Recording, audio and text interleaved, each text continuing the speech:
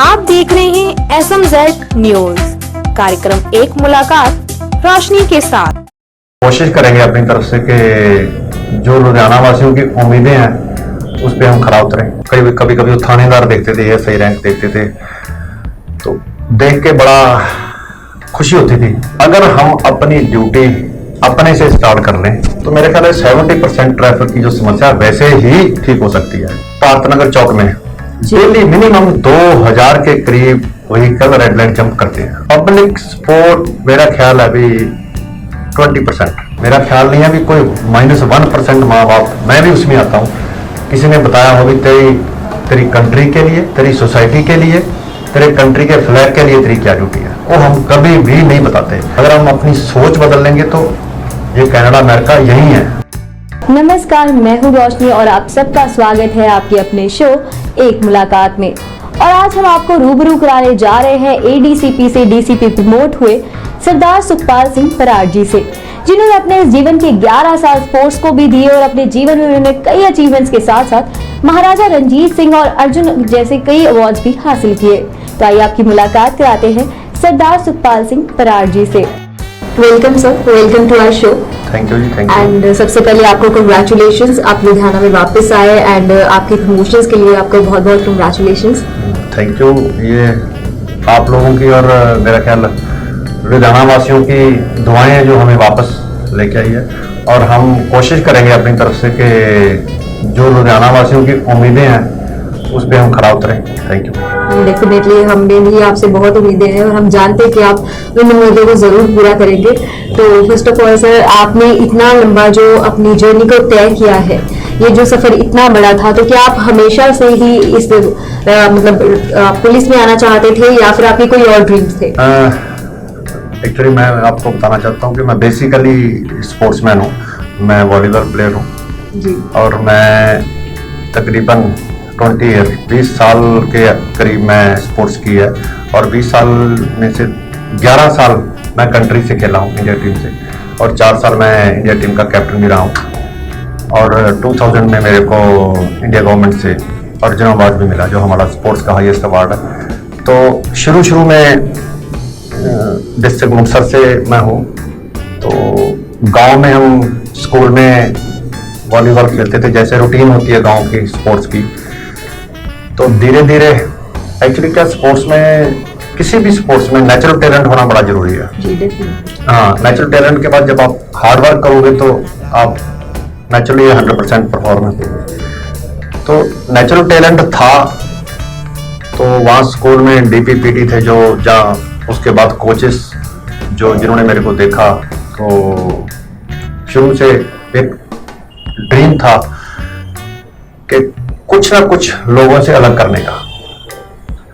तो जो स्पोर्ट्स थी वो तो गांव में जो एक बेसिक चीज होती है, तो उससे मेरा सफर स्टार्ट हुआ। तो मैं वॉलीबॉल वाली साइड आ गया। तो उसके लिए मेरे नेचुरली जो गॉड गिफ्ट कहते हैं इसको, नेचुरली टैलेंट था। और उसके बाद फिर मेरे माइंड में सिर्फ एक वॉलीबॉल थी और कुछ भी नहीं था।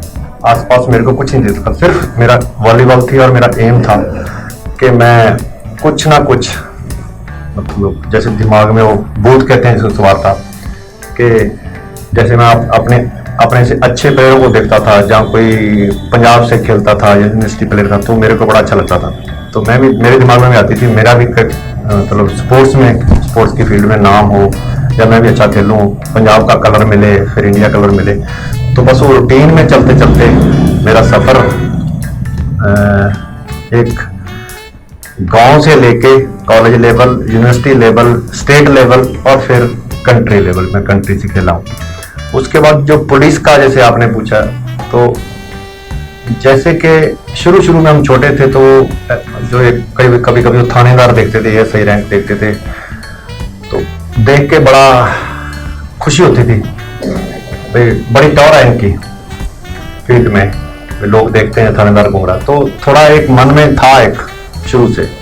तो मेरा ख्याल है वो स्पोर्ट्स के जरिए वो भगवान ने बहुत जल्दी और बहुत ही बढ़िया तरीके से पूरा किया। डेफिनेटली सर, आपकी जो ये जर्नी थी, आपने बहुत से जो सिटीज थे वहाँ पे आपकी ट्रांसफर हुई और आपने हर जगह वहाँ ही बटोरी।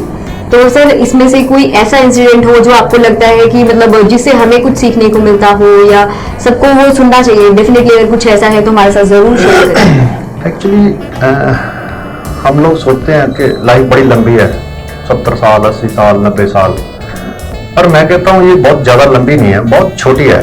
पता ही नहीं चलता आपको, अच्छा टाइम जो होता तो पता ही नहीं चलता। तो एक तो जो आप जितना खुश रह के, जितना हंस के, लोगों से प्यार से मिलजुल के आप अपनी लाइफ गुजारोगे या मतलब लाइफ चलाओगे, तो मेरा ख्याल है एक सेटिस्फेक्शन जो है आपके अंदर, वो अलग तरह की खुशी महसूस होती है। तो जो आप एक पूछ रहे हैं अभी, कुछ आपकी लाइफ में इंसिडेंट पूछ रहे हैं ट्रैफिक के रिलेटेड, तो मेरा ख्याल है प्रेस वालों को मेरे से ज़्यादा पता है, चैनल वालों को मेरे से ज़्यादा पता है। छोटे मोटे इंसिडेंट तो होते रहते हैं, कोई ऐसा नहीं है, क्योंकि मैं कहता हूँ हमारे कंट्री में डिसिप्लिन की बहुत कमी है। और डिसिप्लिन में अगर नहीं, वैसे वो ट्रैफिक है, लाइफ में किसी भी अगर कोई आपकी चीज़ कोई भी अचीव करना, तो उसमें डिसिप्लिन बहुत ज़रूरी होता है। जैसे अब आपने ट्रैफिक के बारे में पूछा, तो इसमें जाम होने का जो मेन जो रीज़न है, तो मैं उसके बारे में आपको थोड़ा सा बताता हूँ कि अगर हम अपनी ड्यूटी अपने से स्टार्ट कर लें, दूसरों को दोष देने की बजाय, पुलिस कुछ नहीं कर रही, कारपोरेशन कुछ नहीं कर रही, जहाँ फला कुछ नहीं, हम अपनी ड्यूटी एक, मेरा ख्याल है वो भी 50% अगर सही तरीके से करें, डिसिप्लिन में रह के रोड पे चलें, लेन में चलें, रेड लाइट जंप नहीं करें, नो एंट्री में नहीं जाएं, तो मेरे ख्याल है 70% ट्रैफिक की जो समस्या है वैसे ही ठीक हो सकती है। तो इंसिडेंट तो मेरे को कोई ज्यादा कोई ऐसा नहीं हुआ जैसे ट्रैफिक के रिगार्डिंग, पर छोटे छोटे डेली फेस करने पड़ते हैं हम। जैसे आपको ये बड़ी सुन के हैरानी होगी कि एक सिर्फ पार्थनगर चौक में डेली मिनिमम 2000 के करीब व्हीकल रेड लाइट जंप करते हैं। तो हम बड़ी ना इजी, जैसे बड़े लोग बैठे होते हैं ना सारे, बड़े इजी कहते हैं। बच्चे आजकल के बड़े इनडिसिप्लिन है, मैं उस चीज के साथ बिल्कुल एग्री नहीं हूं। और उस 2000 रेड लाइट जंप में मैक्सिमम जो है 30 साल से ऊपर होते हैं, बच्चों के साथ, अपनी वाइफ के साथ। मतलब बच्चे जो है सिर्फ 2% भी नहीं है मेरा ख्याल, जो मेरा एक्सपीरियंस है। हालांकि मैं 6 से 8 घंटे डेली रोड पे रहता हूँ, और हमने 2-2 घंटे अपनी प्रेस के साथ मिलके नाके लगाते हैं, हम सिर्फ रेड लाइट का चलान करते हैं। तो उसमें मैक्सिमम लोग जो होते हैं वो बड़े ही होते हैं, बच्चे नहीं होते। तो वो इंसिडेंट सुन के लोगों को बड़ी हैरानी होती है कि 2000 रेड लाइट जंप एक पार्थनगर चौक में होती थी, बाकी चौक। तो उसको मैं इंसिडेंट तो नहीं कहूँगा, पर मेरी एक रिक्वेस्ट जरूर है लोगों को कि ये छोटे छोटे अगर हम चीज़ों का ध्यान रखेंगे, तो मेरा ख्याल है 70% आपको लोगों को या पुलिस को कहने की जरूरत ही नहीं पड़ेगी कि क्यों ट्रैफिक जाम होता है। हम सिर्फ अपने से स्टार्ट करें, और आज से ही स्टार्ट करें, अपनी ड्यूटी स्टार्ट करें। डेफिनेटली हर चीज जो है वो वन एंड ऑल से ही बनती है। जैसे ही हम लोग खुद स्टार्ट करें तो डेफिनेटली एक एक करके वो सारे हो पाएंगे। बिल्कुल। तो सर इस चीज में, जैसे आप रोजमर्रा की जिंदगी में ट्रैफिक को कंट्रोल करने का इतने अच्छे से काम कर रहे हैं, उसमें आपको पब्लिक सपोर्ट कितनी मिल रही है, या फिर सबसे ज्यादा प्रॉब्लम्स जो फेस कर रहे हैं? मैं वैसे आपको इसका आंसर देता हूँ। पब्लिक सपोर्ट मेरा ख्याल है अभी 20%। सर बहुत बार ये होता है कि जैसे कोई ओकेजन है या फेस्टिवल्स है, ट्रैफिक बहुत ज्यादा होता है, तो उस टाइम पे क्या होता है, जो ट्रैफिक पुलिस है उनका भी समटाइम्स क्या होता है कि ध्यान ट्रैफिक को संभालने से ज्यादा उनका ध्यान होता है कि चालान काट दें। तो ये इस पर आप क्या कहना चाहेंगे? हमारा ये मकसद नहीं होता कि हम लोगों का चालान काटें। चालान काटने का मकसद सिर्फ यही होता है कि ट्रैफिक थोड़ा चालान के डर से लोग रूल फॉलो करते हैं, और रूल फॉलो करेंगे तो ट्रैफिक जाम नहीं होगा। क्योंकि कई बार ऐसे मीटिंग जब होती है, तो मैं लोगों को ये पूछता हूँ कि आप चंडीगढ़ जाके रूल फॉलो करते हो, यहाँ लुधियाना में क्यों नहीं करते? तो उसमें वो क्रॉस क्वेश्चन मेरे को ये करते हैं कि आप सख्ती क्यों नहीं करते? मगर मैं लुधियाना वासियों को नहीं, सबको ये मेरा सवाल होता है कि जरूरी नहीं है कि हम सख्ती करें फिर ही आप रूल फॉलो करोगे। क्या हमारी कोई ड्यूटी नहीं है हमारी सोसाइटी के लिए, हमारे ट्रैफिक के लिए, हमारे कंट्री के लिए हमारी कोई ड्यूटी नहीं है। अगर हम बिना डर के डिसिप्लिन में रह के रूल फॉलो करें तो मेरा ख्याल है कि पुलिस को सख्ती की जरूरत ही नहीं है। तो ये मेरे को एक समझ में नहीं आता अभी क्यों लोग सख्ती ही चाहते हैं, भी बिना सख्ती के अपनी ड्यूटी समझ के क्यों नहीं रूल फॉलो करते। ये बहुत हमारे कंट्री में मेरा ख्याल ये एक बड़ी जो मेरा प्रैक्टिकली जो रोड पे देखने को मेरे को मिलता है, ये चीजें बड़ी फील होती है कई बार कि हम अपनी ड्यूटी नहीं करते, हम सिर्फ डर की वजह से अपनी ड्यूटी करते हैं। तो मेरी लोगों को अपील है कि अपने कंट्री के लिए, अपनी सोसाइटी के लिए और नहीं तो अपने लिए रूल फॉलो करो, ट्रैफिक रूल फॉलो करो, ताकि जो आपकी ही ये सबसे बड़ी प्रॉब्लम है हमारे साथ साथ, तो वो प्रॉब्लम आती नहीं अगर आप अपनी ड्यूटी स्टार्ट करो। सर अभी जो है देश में हमारे, हालांकि वो पंजाब में भी लागू नहीं हुआ है, न्यू व्हीकल एक्ट जो है वो हर जगह ही इसकी चर्चा हो रही है। लोग इसको बहुत ज्यादा ट्रोल भी कर रहे हैं कि इतने ज्यादा चालान रख दिए गए लेकिन रोड्स वैसी नहीं है। तो ये मतलब कहाँ तक हमारे लिए फायदेमंद है या इसके हानि और नुकसान क्या रहेंगे हमारे लिए? नहीं, नुकसान कुछ नहीं है। जैसे मैंने पहले ही इससे पहले वाले क्वेश्चन में आंसर दिया कि लोगों के लिए ही ये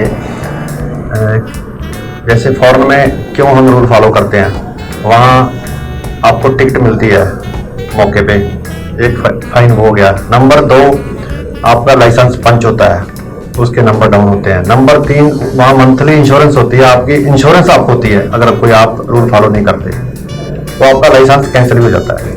तो इस लोग वहाँ फॉलो करते हैं। तो मगर जो मैं फॉरेन में जाके देख रहा हूँ कि उनकी सोच भी है रूल फॉलो करने की, सिर्फ डर से नहीं करते, वो रूल फॉलो करने की उनकी सोच भी है। वो अपनी ड्यूटी समझते हैं ट्रैफिक रूल फॉलो करना या कुछ भी रूल फॉलो करना। जैसे कोई कुछ भी, जैसे हम रोड के ऊपर चलते चलते गंदगी फैलाते हैं, ऐसा कुछ भी उनकी आदतें नहीं होती। उनकी सोच का और हमारी सोच का फर्क है।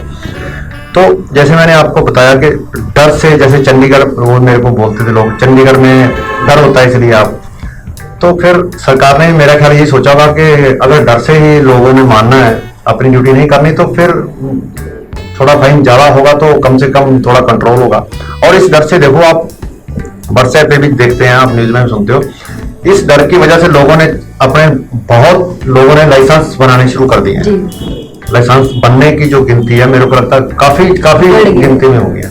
अभी पंजाब सरकार ने ये लागू नहीं किया है, यहाँ भी जल्दी मेरा ख्याल लागू हो जाएगा। तो उसके बाद यहाँ भी शायद लोग कुछ ना कुछ ट्रैफिक रूल फॉलो ज्यादा करेंगे।